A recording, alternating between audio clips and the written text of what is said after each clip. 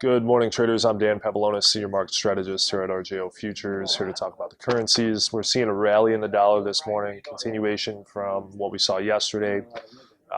Yesterday we came out with FOMC minutes, which was it gave us a much better perspective of what to look for as far as a rate hike this year or possibly in 2016. The reason why I say that is because this meeting took place, the minutes were from the meeting back on the 15th to the 18th, where they did the last FOMC rate decision, which they left rates the same, but they removed the word patience from the verbiage. And we initially saw a rally in the dollar market and then a sell-off because they seemed still very accommodative, and they changed some of the wording to make it seem like maybe rates wouldn't go up at all this year. So with that being said, it was a period where prior to the horrible unemployment report that we saw last Friday, but I would imagine that they had the software and the wherewithal to really track unemployment and see that the weather had affected unemployment. So what I saw in their dot graph is they're looking for a rate hike somewhere this year. So out of 17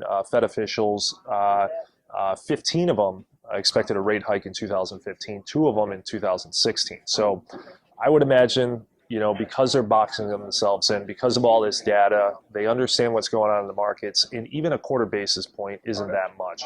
But what that could do is by raising a quarter basis point, that could start to put a top in the bond market, that could put more strength behind the dollar and more weakness behind the euro as QE starts to get ramped up in the Eurozone. So with that being said, if you have any questions, feel free, give me a call. Dan Pavlonis, Senior Market Strategist.